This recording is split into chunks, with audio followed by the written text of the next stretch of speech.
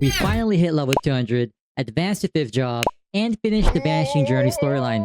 We know about the daily quest system from Rona, but who is Nina? So today we are going to learn how to do the first weekly quest in Arcane River, Erda Spectrum. Erda Spectrum has 2 stages, but in the first stage, I like to break it down into 2 sections. The first section is gathering energy, the second is releasing it. In this first section, we see a timer, an Erda window, and a transferred window.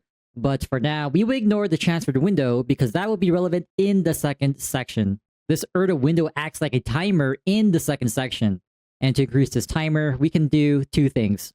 The first thing is the easiest. We just hunt the mobs that spawn, and our Erda goes up.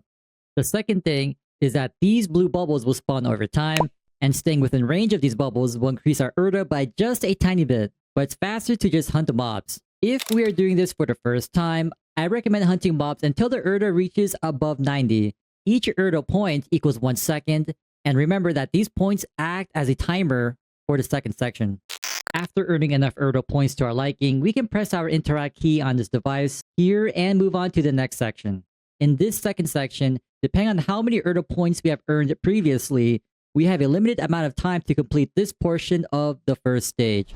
Don't worry about timing out, because if we do, then we just get sent back to the first section, and we can just repeat it to re-enter this section again. Our goal here is to get this transfer window to 10 out of 10, and to do that, we need to push these colored balls to the respective pillar of light. Where these colored pillars spawn changes upon every entry. To spawn these balls, we attack the device in the middle. The device will spawn balls according to what color is shown when we hit it. If we hit it during purple, for example, we get a purple ball. There are 3 ball colors: blue, red, and purple.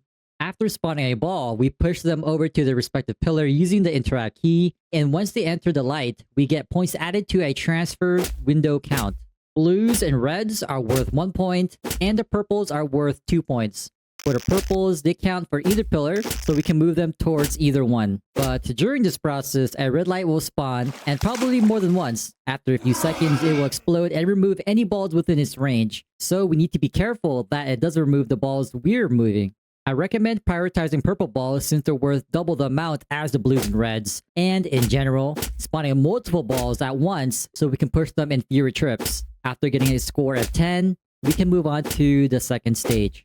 Okay, so now we are in the second stage, and here we can see the same devices we saw previously, and different monsters will spawn too. We also see these big worms emerging from these caves. The caves they emerge from differ upon each entry. Our goal here is to push back these worms 5 times. Like the first stage, hunting monsters will earn us Erda points and act as a timer. We clear the stage by using a laser which pushes back the worms. To use the laser, press the interact key on top of these devices. As we're using the laser, we can move between left and right to aim. There is also a portal on these devices that moves us up or down. And similar to the first stage, we also see these blue bubbles again that gives us a bit of Erda points. When we use the laser, we need to keep it focused on the worm, so hold down the interact key for this. After a few hits, the worms will gradually be knocked back. Keep doing so until they fully disappear, and we repeat this for a total of 5 times. And after we do that, we have cleared Erda Spectrum.